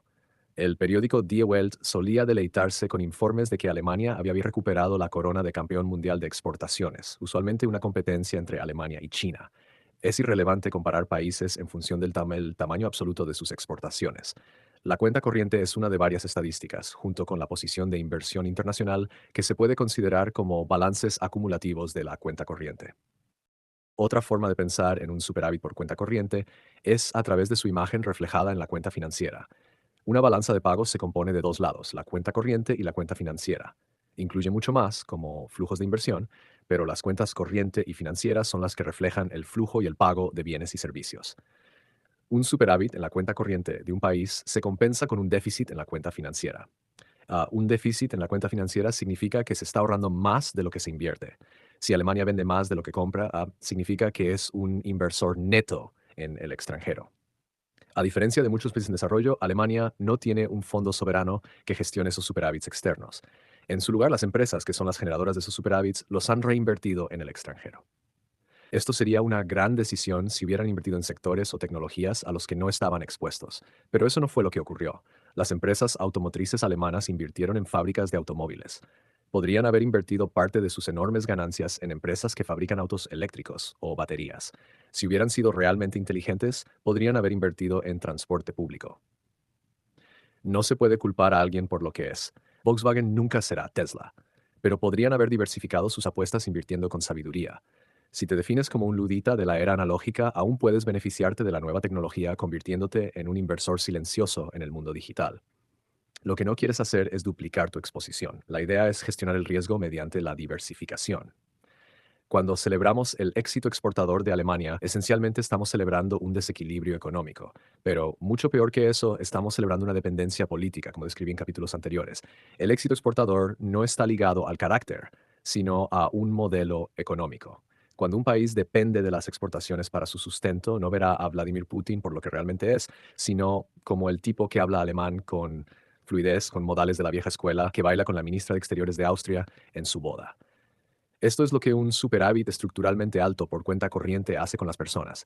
Terminan invitando a un dictador a su boda o haciéndolo padrino de sus hijos, como hizo Gerhard Schröder. Ocasionalmente, voces críticas sobre la estrategia actual logran abrirse paso tanto en la derecha como en la izquierda. Verónica Grimm, miembro del Consejo de Expertos Económicos, rompió un tabú en 2023 al decir que las empresas con alto consumo energético no tienen futuro en Alemania. Subvencionar sus costos energéticos, como se discutía en ese momento, no tendría sentido económico a largo plazo, argumentó. El comentario de Grimm no forma parte del pensamiento predominante en el debate alemán, ni siquiera entre los sectores de la derecha. Tampoco lo es nada de lo que he estado escribiendo en este libro. Si gritas en una sala que debemos fortalecer la competitividad de la industria alemana, verás muchas cabezas asintiendo. Sin embargo, si sugieres, como hago aquí, que Alemania necesita prepararse para un futuro postindustrial, serás tratado como alguien que no entiende cómo funciona el mundo real. El superávit por cuenta corriente es la parte más notable de las estadísticas económicas de Alemania. Es la expresión del excepcionalismo alemán. Influye en la forma en que los alemanes piensan sobre la política económica, algo que constituye una fuente de incomprensión entre los observadores extranjeros. Para que este modelo industrial excepcionalista funcione, Alemania necesita una infraestructura de política macroeconómica altamente ajustada a la tarea, con un banco central enfocado exclusivamente en la estabilidad de precios y una política fiscal que opera en piloto automático. Es la versión férrea de estabilidad macroeconómica la que asegura la competitividad de la industria. El objetivo principal de la política económica alemana no es maximizar el bienestar, sino proteger el modelo de negocio de la industria. Lamentablemente, este es el modelo que heredó la eurozona cuando comenzó la unión monetaria. Esta ideología tiene un nombre: ordoliberalismo, una mezcla de economía laissez-faire, pero consagrada en un marco legalista. Tiene su origen en el sistema económico que Alemania adoptó después de la Segunda Guerra Mundial, bajo Ludwig Erhard, el legendario ministro de Economía del país. Erhard fue la cara política de un grupo de economistas liberales perseguidos por los nazis, quienes diseñaron un orden económico liberal. Su miembro más influyente fue Walter Eucken. El ordoliberalismo de Eucken era claramente diferente del liberalismo de Friedrich Hayek, el economista austríaco cuyas ideas más tarde se convirtieron en la piedra angular de la liberalización del mercado en Estados Unidos bajo Ronald Reagan y en Reino Unido bajo Margaret Thatcher. El ordoliberalismo alemán se centraba mucho más en la industria misma, en la competencia industrial y en la competitividad. En este sentido, era tanto un sistema económico como un sistema legal, profundamente incrustado en el derecho constitucional. Era un marco diseñado para empresas industriales que competían entre sí. No era un sistema propicio para tecnologías disruptivas, y mucho menos para empresas disruptivas que pudieran prosperar. Por ejemplo, definía la falta de competitividad en términos de cuotas de mercado y se resistía a la introducción de ideas modernas sobre economía de la competencia. Era un traje hecho a medida para la única estructura económica que Alemania había conocido, una en la que las empresas fabricaban bienes físicos y los vendían. Lo que Erhard y sus sucesores hicieron fue complementar el ordoliberalismo con un sistema social que otorgaba a los trabajadores y a los sindicatos como sus representantes oficiales derechos legalmente establecidos. Lo que diferenciaba a Alemania de otros países era el derecho a la cogestión. Esto significaba que las empresas por encima de cierto tamaño tenían que aceptar comités de empresa como representantes oficiales. Los sindicatos estaban plenamente representados en los consejos de supervisión de las empresas, que contrataban y despedían a los directores generales. El contrapeso macroeconómico de este sistema era una política fiscal y monetaria orientada a la estabilidad, basada en reglas estrictas y legalmente consagradas. La ley del Bundesbank de 1957 otorgó independencia al Banco Central alemán y le dio un mandato para perseguir la estabilidad de precios por encima de todos los demás objetivos. Por el contrario, la Reserva Federal, el Banco Central de Estados Unidos, tiene un mandato dual: estabilidad de precios y altos niveles de empleo. El complemento a una política monetaria centrada en la estabilidad era una política fiscal igualmente centrada en la estabilidad, orientada hacia presupuestos equilibrados. La idea era evitar una acumulación de deuda que tendría que financiarse más tarde mediante impuestos más altos. El sistema incluía los llamados estabilizadores automáticos, como el seguro de desempleo. Cuando el ciclo económico cae, los ingresos fiscales disminuyen y el gasto en desempleo aumenta. Los alemanes aceptaban esto, pero se oponían al estímulo fiscal activo hasta hace muy poco. El estímulo es ajeno a la cultura alemana. Se podría llamar al sistema alemán un intento de hacer economía a través del sistema legal. Había más abogados en el Ministerio de Finanzas que economistas. Una vez tuve una discusión con un ex jefe de la Oficina Federal de Cárteles, mucho después de que se retirara, y le pregunté qué pensaba de la economía de la competencia moderna. Era abogado de profesión. Me dijo que se había encargado de mantener a los economistas fuera. La unión monetaria fue donde la fuerza de la integración europea y la economía moderna chocaron con la mentalidad del ordoliberalismo alemán. Durante las negociaciones del Tratado de Maastricht, Alemania insistió en el principio de independencia del Banco Central y en un mandato exclusivo de estabilidad de precios, consagrado en un principio legal mucho más estricto que el sistema que Alemania operaba en casa. La independencia del Banco Central en Alemania no era parte de la Constitución, era una ley ordinaria que podría haber sido derogada por una mayoría simple. Nadie se atrevió, jamás. Pero dado que los alemanes desconfiaban de todos los demás en Europa, insistieron en que la independencia del Banco Central debía ser parte del tratado, junto con reglas fiscales. En el proceso, cometieron un error. El objetivo fiscal que eligieron se basaba en promedios de la época. A principios de los años 90, la relación promedio deuda-PIB era del 60%. El crecimiento nominal anual del PIB era del 5%. Nominal significa en términos de dinero real, no corregido por la inflación. Si multiplicas el 5% por el 60%, obtienes el 3%. Este es exactamente el límite de déficit del 3%. Si te mantienes en un déficit máximo del 3% y si sigues creciendo un 5% nominalmente, deberías mantener tu relación deuda-PIB estable en alrededor del 60%, si es ahí donde comenzaste. Esto está bien como guía, pero incluyeron estos números en el tratado. No consideraron que el mundo cambiaría. Los países europeos ya no están creciendo a un 5% nominal. Las proporciones de deuda respecto al PIB son mucho más altas y muchos países, incluidos Italia y Francia, nunca las reducirán al 60%. Cuando el gobierno alemán se dio cuenta, a mediados de los años 90, de que los objetivos fiscales no serían suficientes, insistieron en otra ley para hacerlos cumplir. Esto se conoció más tarde como el Pacto de Estabilidad y Crecimiento. La idea era que los gobiernos con una alta proporción de deuda respecto al PIB generaran superávits fiscales para reducir la deuda pública al objetivo del 60%.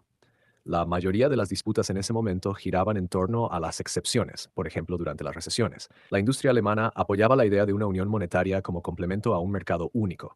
La eficiencia de un gran mercado interno era importante para ellos. La élite política ordoliberal alemana en el Bundesbank, el Banco Central y el Ministerio de Finanzas era mucho más cauta, rozando el euroescepticismo. Esto ocurrió en 1998, al final del largo mandato de Helmut Kohl. El Pacto de Estabilidad y Crecimiento se acordó en una reunión de ministros de Finanzas en Dublín, en un acuerdo de paz mediado por Kenneth Clark, quien entonces era el canciller de Hacienda de Reino Unido. Más tarde ese año, Kohl perdió las elecciones frente a Schröder. Después de 16 años en la oposición, el SPD volvió al poder. Pero ya no era el mismo SPD de Helmut Schmidt, quien en 1979 acordó en una reunión del G7 que Alemania actuaría como locomotora económica global mediante un gran aumento del déficit fiscal. En aquel entonces, los keynesianos como Schmidt aún estaban al mando en el SPD. Durante los años 90, el SPD tomó un giro claramente conservador en su política fiscal. Los socialdemócratas se volvieron paranoicos con ser tachados de derrochadores e incompetentes en todo lo relacionado con el dinero, un legado de las batallas políticas de los años 70. Esto a pesar de que el partido tuvo algunos de los ministros de finanzas más competentes en la historia de Alemania, incluido el propio Schmidt y el profesor Karl Schiller a principios de los años 70. Durante esa década, el SPD siguió una política económica keynesiana, como lo hicieron muchos partidos de centroizquierda en esos días. Para la década de 1980, los conservadores fiscales habían tomado el control en todas partes. Ya fuera en el ámbito académico o político, esa fue la era del resurgimiento conservador. En 1998, la tendencia del SPD hacia el conservadurismo fiscal fue brevemente interrumpida cuando Oscar Lafontaine, el presidente del SPD, se convirtió en ministro de Finanzas bajo Schröder. Estuvo en el cargo solo unos meses, hasta que un día de repente renunció como ministro de Finanzas y presidente del partido. Fue uno de los momentos más misteriosos de la política alemana moderna. Lafontaine era una de las grandes figuras de la política alemana en ese momento. Lo conocí bien durante ese tiempo y tuve varias conversaciones con él sobre cómo debería funcionar la recién creada eurozona. Era esa rara especie de keynesiano alemán, un defensor de un mayor gasto público para la inversión. Schröder, por el contrario, era un conservador fiscal que creía en acuerdos corporativistas. Lafontaine nunca habló de este episodio en detalle, excepto para dejar claro que no estaba de acuerdo con lo que consideraba las políticas neoliberales de Schröder. Después de una reunión de gabinete en la que Schröder fue abiertamente crítico con las políticas de Lafontaine, este último renunció el 11 de marzo de 1999. No se reunió con Schröder, no hubo conferencia de prensa. Lafontaine escribió una carta simplemente para decir que renunciaba a todos los cargos políticos, ministro de Finanzas, presidente del partido y su escaño en el Bundestag, y desapareció de la vista pública. Resurgió como líder conjunto del Partido de la Izquierda en 2005, pero luego también dejó ese partido. En 2015 se casó con Sarah Wagenknecht, quien dejó el Partido de la Izquierda en 2023 para formar su propio partido, BSWOWI, un partido populista de izquierda con temas de derecha. Después de que Lafontaine renunciara a su puesto como ministro de Finanzas en 1999, fue sucedido por Hans Eichel, el ex primer ministro del estado de Hesse, y una figura mucho más ortodoxa de la derecha del partido. No lo caracterizaría como un defensor absoluto del conservadurismo fiscal. Fue durante su mandato cuando Alemania, junto con Francia, incumplió las reglas fiscales de la Unión Europea y se sometió a un procedimiento por déficit excesivo. Eichel explicó que necesitaba un mayor déficit para financiar reformas económicas, un argumento que siempre me pareció sensato. La hipocresía radicaba en que Alemania reclamaba una flexibilidad para sí misma que negaba a los demás. Los años de Schröder fueron un periodo difícil para Alemania, el episodio del enfermo de Europa. El desempeño económico era pésimo. Schröder inició las reformas en 2003, pero nunca cosechó los beneficios. Perdió por poco las elecciones de 2005 y dejó la política activa. En ese momento, argumenté que una de las razones del decepcionante desempeño económico de Alemania en ese periodo fue que había entrado en la unión monetaria con un tipo de cambio sobrevalorado. La reunificación había dejado un costo financiero, pero eso no se reflejó en los tipos de cambio dentro de la Unión Europea. Francia e Italia habían devaluado en la década de 1990. Finalmente, la economía alemana se ajustó a través del mercado laboral. Las reformas de Schröder incentivaron a los sindicatos y empleadores a negociar acuerdos salariales moderados. A su vez, la moderación salarial aumentó la competitividad de Alemania dentro de la eurozona. Cuando el gobierno de Schröder perdió el poder en 2005 y Angela Merkel formó una gran coalición con el SPD como socio menor, otro socialdemócrata se convirtió en ministro de Finanzas, Peer Steinbrück. De manera inusual para un ministro de Finanzas alemán, era euroescéptico y torpedeó las respuestas europeas a la crisis financiera. Su legado más duradero fue el freno a la deuda, probablemente la regla fiscal impuesta por cualquier gobierno en cualquier lugar. Siempre debemos recordar, al discutir esta monstruosidad de regla fiscal, que fue inventada por el SPD. Aún recuperándose del episodio de 2003, cuando Alemania fue sometida a un vergonzoso procedimiento por déficit excesivo, la izquierda y la derecha se unieron para acordar un marco completamente nuevo para la política fiscal a nivel federal y estatal. En 2007 crearon una comisión federal compuesta por representantes de los estados y del gobierno para elaborar una nueva regla fiscal constitucional. El acuerdo final sobre el freno a la deuda se alcanzó en 2009, cuando el Bundestag y el Bundesrat, las dos cámaras del Parlamento alemán, votaron a favor con las mayorías requeridas de 2/3.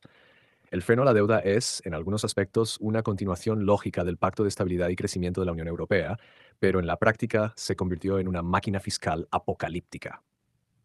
El Pacto de Estabilidad, en el que Alemania había insistido y que más tarde incumplió, nunca se convirtió en un marco fiscal operativo eficaz. Tenía cierto carácter de mañana estaré sobrio, incluso cuando las reglas se endurecieron en 2005 con la primera de varias reformas del Pacto de Estabilidad. Lo que Alemania intentó hacer con su freno constitucional a la deuda fue traducir las ambiciones elevadas del Pacto de Estabilidad en un marco fiscal adecuado. Pero, lo más importante, esta fue una política completamente nacional. No hubo coordinación con el resto de la Unión Europea. Ellos tenían el Pacto de Estabilidad, Alemania tenía el freno a la deuda. Uno de los aspectos más sorprendentes desde el freno a la deuda fue el grado de consenso que generó. El SPD se había movido tanto hacia la derecha en ese momento, bajo Steinbrück como ministro de Finanzas, que incluso la regla de oro para mantener el nivel de inversiones netas se consideraba derroche fiscal. El freno a la deuda era una construcción compleja. No solo establecía objetivos como el Tratado de Maastricht o una aspiración vaga como el Pacto de Estabilidad y Crecimiento original, sino que entraba en un exasperante detalle legal y procedimental. Es, en gran medida, un derivado del ordoliberalismo alemán, el intento de someter la política económica a un conjunto completo de reglas. La idea era evitar que los argumentos económicos influyeran en las discusiones. El freno a la deuda impone un límite a los déficits anuales, el 0,35% del Producto Interno Bruto. Tiene un componente cíclico. Durante las recesiones, los gobiernos no están obligados a recortar cuando caen los ingresos fiscales y aumentan los costos del bienestar social. También incluye una especie de hucha virtual que registra los excesos y déficits. Si el gobierno logra un superávit en un año, puede usarlo para gastar en otro año. Es una verdadera hucha en el sentido de que los ahorros deben acumularse primero. En la práctica, nunca funcionó así. Esta es la hucha que gusta de decir no. El freno a la deuda permitía que los gobiernos y el Parlamento declararan emergencias fiscales, como durante una pandemia o tras una catástrofe ambiental.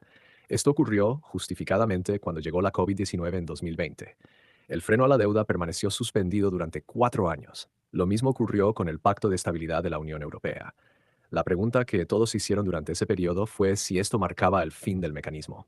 Escuché valientes predicciones, usualmente de economistas de izquierda, que estaban seguros de que los alemanes nunca podrían cumplir con sus propias reglas fiscales. Lo que pasaron por alto fue que la disposición y la capacidad de Alemania para ejercer contención fiscal son legendarias, incluso cuando no tienen sentido económico. El freno a la deuda también se aplicaba a los gobiernos estatales. Su precaria situación fiscal fue una de las principales razones de la reforma federal de la década anterior. La regla entró formalmente en vigor en 2016, con un periodo de transición más largo para los estados. Sin embargo, el freno a la deuda se aplicó de facto de manera informal poco después de acordarse. Los economistas Peter Bofinger y Gustav Horn, ambos en el lado keynesiano del debate político alemán, argumentaron en 2007 que la economía alemana ya estaba limitada por la unión monetaria.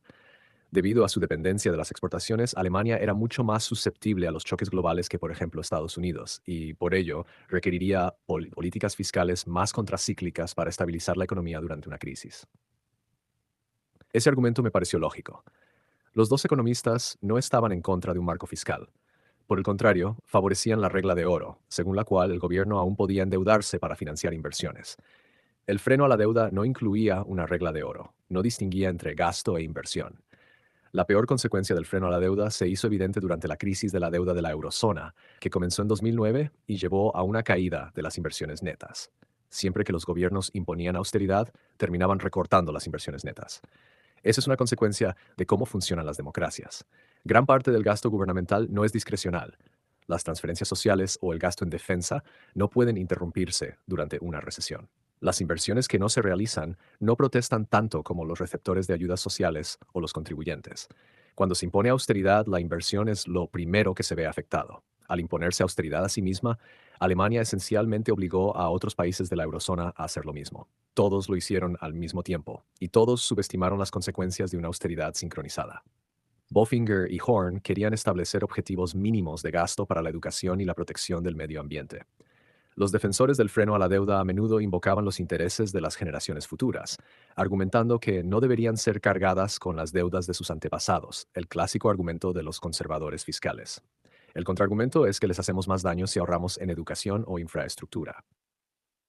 En junio de 2009, escribí en mi columna del Financial Times que el límite de déficit del 0,35% era una aberración económica y conduciría a una disminución de las inversiones. Eso es exactamente lo que ocurrió. And lo que no preví en ese momento fueron las consecuencias que esto tendría para el futuro del modelo económico alemán, el tema principal de nuestra historia aquí. La regla de oro es una norma sensata y, de manera demostrable, lo es.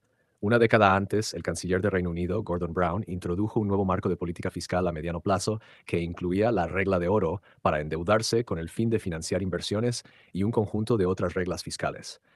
Aunque Reino Unido no es un ejemplo brillante de gestión económica sólida, esa parte del marco de gobernanza fiscal funcionó muy bien.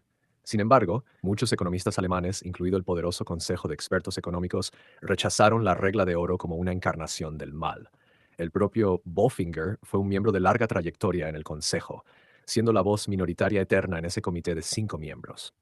Los datos desde entonces han mostrado que Alemania sufrió una reducción en el stock neto de capital durante el periodo entre 2005 y 2015, situándose cerca del fondo en comparaciones internacionales, según los economistas Michael Hütter y Jens Südekum. Esta crítica fue compartida por muchos economistas, especialmente aquellos no alemanes. Externamente, una Alemania ultracompetitiva parecía una economía exitosa, pero el deterioro ya había comenzado. Aunque los economistas no estaban de acuerdo, al menos hasta cierto punto, hubo una aceptación universal del freno de deuda en todo el espectro político. Esto demuestra que, en Alemania, el debate económico y el político están a menudo desconectados. Las únicas voces disidentes en el ámbito político fueron el Partido de Izquierda y los Verdes. Los Verdes veían el freno de deuda como un obstáculo para su programa de inversión verde, y con razón, como más tarde se demostró. El partido de izquierda se preocupaba principalmente por las transferencias sociales y consideraba el freno de deuda como un mecanismo para redistribuir ingresos de los pobres a los ricos. El año del freno de deuda fue también el año de la recesión posterior a la crisis financiera y el estrés continuo en el sector bancario. Steinbrück vetó los planes de la Comisión Europea para un programa de estímulo de la Unión Europea con el argumento de que tendría que ser financiado por Alemania, pero fue más generoso al rescatar bancos nacionales que formaban parte de la red de poder del SPD. Para finales de ese año, la economía había comenzado a recuperarse y unos meses después el sucesor de Steinbrück, Wolfgang Schäuble, informó de ingresos fiscales más altos de lo esperado, pero advirtió que el país debía mantener su curso de consolidación. En 2009, otra historia se desarrolló en paralelo, en Grecia. Durante ese año quedó cada vez más claro que Grecia se encaminaba hacia problemas. Eurointelligence, una publicación web que cofundé, ya había advertido en enero de ese año que el despido del ministro de Finanzas era un indicio de un posible incumplimiento posterior. Para abril, Eurostat, la Oficina de Estadísticas de la Unión Europea, había advertido que el déficit aumentaría al 4,8%. Ese número se consideraba impactante en ese momento, pero empeoraría mucho más. El país celebró elecciones más tarde ese año, de las cuales el partido opositor PASOK, bajo el nuevo líder George Papandreou, salió victorioso. Poco después, el nuevo ministro de Finanzas de PASOK anunció que el déficit de 2009 sería del 2,9%, con una deuda pública ahora superior al 110% del PIB. Horrorizada por esas cifras, la Comisión Europea pidió una investigación completa. Esto marcó el comienzo de lo que más tarde se conocería como la crisis de la eurozona. Este libro no trata sobre esa crisis, pero está relacionado con nuestro tema. Esta fue la fase en nuestra historia económica recién cuando Alemania estaba relativamente bien en comparación con otros países. Estos fueron los años en los que Alemania fortaleció su competitividad global. La depreciación del tipo de cambio del euro desempeñó un papel importante. En julio de 2008, el euro alcanzó un máximo histórico frente al dólar estadounidense de 1.59 dólares por euro. Para febrero de 2015, el euro había bajado a 1.12 dólares. En 2022 cayó brevemente por debajo de la paridad y desde entonces se ha recuperado un poco. En términos de dólares, la caída entre 2008 y 2015 constituyó una devaluación nominal 40%. Una de las razones por las que las monedas se devalúan entre sí es la inflación. Ese no fue el caso aquí. La inflación en Europa durante ese periodo fue mucho más baja que en Estados Unidos. De hecho, para 2015 la eurozona estaba al borde de la deflación, lo que llevó al Banco Central Europeo a iniciar un programa de flexibilización cuantitativa que consistía en la compra de bonos gubernamentales y corporativos. El objetivo era aumentar el nivel de inflación. Por lo tanto, lo que experimentó la eurozona fue una depreciación real masiva del tipo de cambio, de entre el 40% y el 50%. Sin embargo, los beneficios no se distribuyeron de manera uniforme. Los mayores beneficiarios fueron los mayores exportadores de la eurozona, Alemania y los Países Bajos. Todo esto sucedió mientras los sindicatos atravesaban una fase de moderación salarial. La generación de los baby boomers había alcanzado una edad en la que valoraban tanto el empleo continuo que estaban dispuestos a sacrificar aumentos salariales. De repente, los trabajadores alemanes se volvieron adversos al riesgo. Los trabajadores de 50 y tantos años, ya con la vista puesta en la jubilación, se comportaron de manera diferente a como lo habían hecho cuando lucharon por la semana laboral de 35 horas en la década de 1990. Hubo otro factor que benefició a Alemania en ese periodo. La crisis de la eurozona convirtió a los bonos gubernamentales alemanes en activos refugio. El bono del gobierno alemán se había convertido en el bono soberano de facto de la eurozona. El diferencial de bonos siempre tenía al bono alemán a 10 años como referencia. Los bonos alemanes, conocidos como Bunds, tenían las tasas de interés más bajas. Con la flexibilización cuantitativa, las tasas de interés a mediano y largo plazo también se redujeron. Esto, a su vez, produjo un auge crediticio en Alemania, especialmente en el sector de la vivienda y la construcción, un mercado que había estado inactivo durante décadas. Todos los ingredientes para un enorme auge económico estaban en su lugar. Tasas de interés bajas, salarios competitivos, altos superávits de exportación y una depreciación real del tipo de cambio de una magnitud que no ocurre con frecuencia. Los medios financieros en extranjero comenzaron a alabar la renacida economía milagrosa de Alemania. Poco después, cuando Trump se convirtió en presidente, Merkel fue elogiada como la verdadera líder del mundo occidental. Los liberales de todas partes veían a Alemania como un modelo alternativo, política y económicamente, pero no miraron debajo del capó. No vieron o no quisieron ver que las políticas del gobierno alemán apenas habían cambiado respecto a las de décadas anteriores. Alemania estaba construyendo lazos cada vez más estrechos con Rusia, interrumpidos brevemente por la anexión de Crimea por parte de Rusia en 2014. Siguieron sanciones, pero Merkel mantuvo un diálogo abierto con Putin. Durante la mayor parte de su tiempo en el cargo, fue, de hecho, la líder política más destacada de Europa y una de las pocas que leía sus informes. Probablemente sea la política más informada que he conocido. En décadas anteriores tuvimos a Margaret Thatcher en Reino Unido y a Bill Clinton en Estados Unidos, quienes tenían un dominio similar de los detalles. En la política del periodo de Merkel, esa cualidad era bastante rara. La primera fase de la crisis del euro terminó en 2012, cuando Mario Draghi, presidente del Banco Central Europeo, pronunció las ahora legendarias palabras de que haría lo que fuera necesario para salvar el euro. Eso puso fin a la crisis de la deuda soberana, que resurgió brevemente en 2015, cuando Grecia estuvo al borde del incumplimiento, a menos que aceptara otro programa de rescate de la Unión Europea y las condiciones que lo acompañaban. Ese fue, sin duda, un momento aterrador, pero no fue existencial para el futuro de Europa. Un incumplimiento griego, en 2010, cuando surgieron los problemas por primera vez, habría causado revuelo, pero habría sido un incidente menor. Fue el intento de los líderes de la eurozona de evitar el incumplimiento, mientras imponían simultáneamente austeridad, lo que provocó que la crisis se extendiera. Lo que me preocupa hoy sobre el futuro de la eurozona no es otra crisis griega, sino algo mucho más alarmante. Francia y Alemania han comenzado a distanciarse en varios frentes. Francia se ha centrado más en la energía nuclear que Alemania, pero la divergencia se volvió total cuando Alemania eliminó gradualmente la energía nuclear en abril de 2023. En política fiscal, Francia se dirige hacia otro año de aumento de déficits y deuda en 2024, con un déficit que, según las previsiones al inicio del año, alcanzará el 5.4%, similar al de 2023. Para entonces, el déficit de Francia no habrá cumplido con el Tratado de Maastricht durante 10 años. Durante ese mismo periodo, Alemania ha consolidado su presupuesto. Mientras el ratio de deuda de Francia se mantenía en el 110% con una clara tendencia al alza, el ratio de deuda de Alemania era del 65% del PIB, con una proyección de caer por debajo del 60% en poco tiempo. Con buena voluntad, siempre es posible resolver una crisis de deuda en una pequeña nación periférica. Pero una divergencia entre Francia y Alemania es otra historia. Francia es demasiado grande para fallar y demasiado grande para ser rescatada. No hay manera de que Alemania, que se ha impuesto estrictos recortes de déficit, sacrificando la inversión neta, rescate a un país que no lo hizo. El Banco Central Europeo tiene un programa de rescate en vigor, llamado Instrumento de Protección de la Transmisión, pero es poco probable que sea adecuado para Francia. Este programa está diseñado para países que siguen las reglas y que son relativamente pequeños. Francia no siguió las reglas, pero logró pasar desapercibida bajo la sombra de Alemania, ayudada por la benevolencia de las agencias de calificación. Como vimos en Grecia y antes con las hipotecas subprime en Estados Unidos, la fortuna puede cambiar rápidamente. La divergencia franco-alemana constituye una crisis grande y previsible. No habría buenas opciones disponibles en una situación así. Pero esta crisis, aunque previsible, puede no ocurrir en los próximos años. Lo insostenible o se vuelve sostenible o llega a su fin. Sin embargo, lo insostenible puede persistir durante mucho tiempo. Otra crisis de la eurozona siempre es una posibilidad, pero la crisis del modelo industrial alemán ya es una realidad hoy. Todo lo que sostuvo la economía alemana en la década anterior ahora se ha vuelto en su contra. La pandemia expuso cadenas de suministro vulnerables.